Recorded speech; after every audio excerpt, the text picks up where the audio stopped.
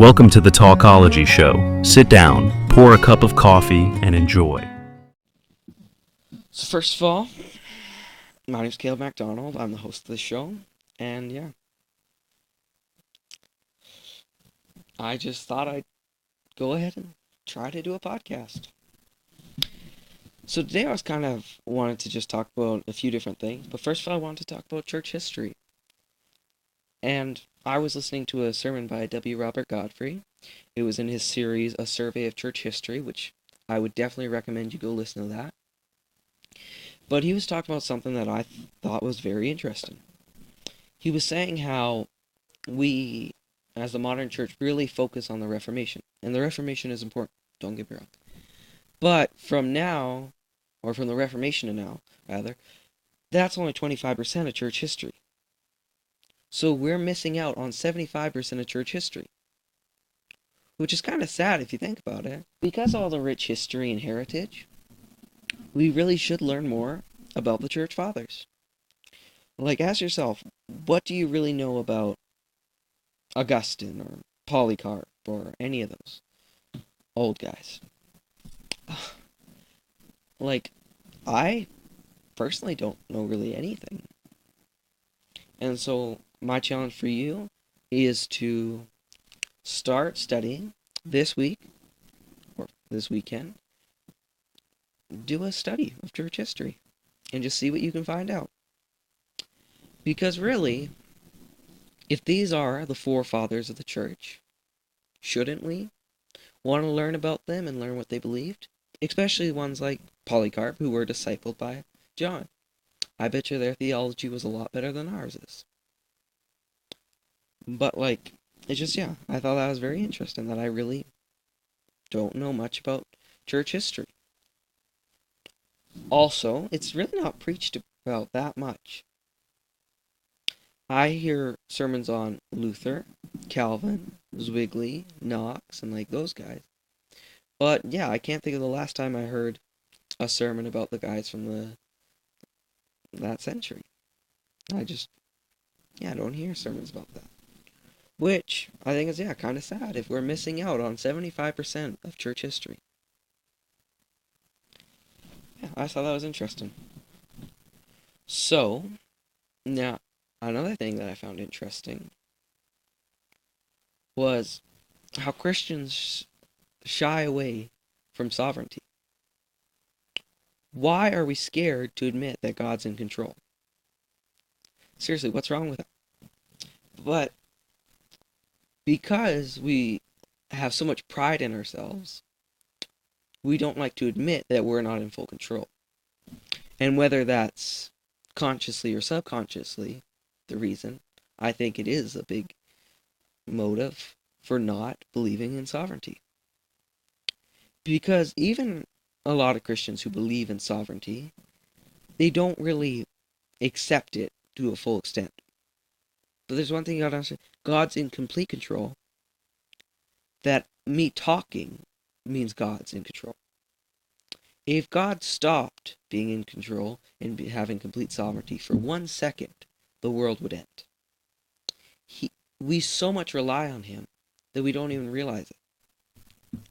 And we need to stop taking advantage and stop realizing the gift we have. God gave this world to us so we could better know Him. Nobody said to God He needed to make humans. He made us so we could have a relationship with Him and grow and understand Him. And that's one of the greatest, that is the greatest gift humans have ever got. And so forgetting sovereignty is part of forgetting that gift. Really, without sovereignty, the Bible is false. And what I mean by that is if God is not in complete control, then He can't say in Revelation that there's going to be an Antichrist. Because if He's not in complete control, that means that the Antichrist could choose to follow Him or choose not to do that in time. Because if God is not in complete control, that means man is it as much control as God, and that's heresy. That's what I remember the old DuckTales episode where Satan and or was it Darkwing Duck? One of those Disney episodes, and the devil and an angel are trying to, pull him. One's trying to pull him to hell, one's trying to pull him to heaven. That's how a lot of Christians see the world. Is the devil's in control and God's in control. And you gotta, pray and, hope God wins. No, that's not how it works. God wins. End of story. But God gives us the chance to believe in him so that we might partake of the victory as well. But really, I would say disbelieving in sovereignty, or not believing, is as much, no, is almost the same as not believing in God. Because sovereignty is so much a part of God that when you throw away sovereignty, you throw away God. And that's why, especially Arminians, Calvinists do it too, but especially Arminians really minimize God. And not all of them, of course. But a large extent of Arminianism is minimizing God. By saying that God doesn't, it's like saying, God can't do this, or God doesn't have the power to do that, which is completely false. God can do and will do whatever he wants. But the problem with Arminianism is that you're saying that God doesn't have the power to choose, because that's wrong. Who are you to say God's wrong? No, I don't understand everything. But if you're saying that God can't save you, that he can't make some to go to hell, because, we don't understand it. Of course we don't understand it. It's God. No, we can't understand it. It's incomprehensible. We are humans, and he is Almighty God. That's like saying you go up to the basketball court and, see LeBron James and, no, I wouldn't do that, and, telling him what to do. Oh, that looks wrong. Your form's off. You know nothing compared to him. Don't say he's wrong. That's one problem I have with those who don't believe in sovereignty. And I'm not limiting that to Arminians, like I said. Calvinists, everyone does it. And it's just something we all need to work on. Without God, there's nothing. And that's where a lot of people start to deconstruct their faith when they say things like, well, where was God in 9/11 or the Holocaust? He was here the whole time. Just because God chooses to allow something doesn't mean that he's not in control. In the same way, a parent will let their kid climb a tree and fall off. Sure, he gets hurt, but he's learned something. That was a really bad analogy. But yeah, God is in control. In the end of the day, the devil and humans have no power. I like how Martin Luther puts it, that the devil is God's devil. And it's true. The devil can do nothing without God. What a wonderful God we serve. Another thing that's very interesting I learned this week was, that I thought was really interesting, was how a lot of skeptics answer the feeding of the 5,000. And I just wanted to give you two of those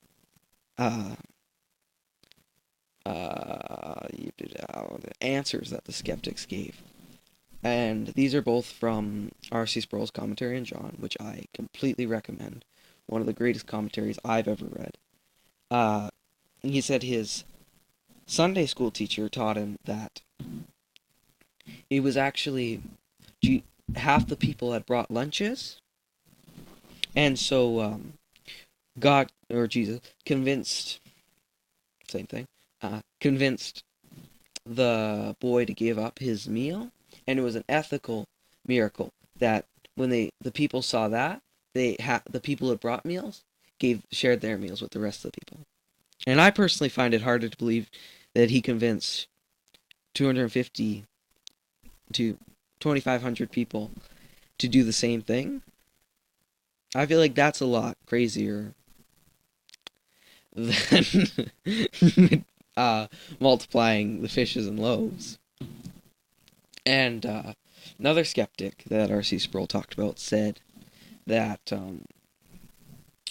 they had a bunch of food in a cave nearby, and the disciples went in the cave, and Jesus stood with his arm into the cave, and the disciples slipped the food through his robe, and he just made it look like he was making the food appear.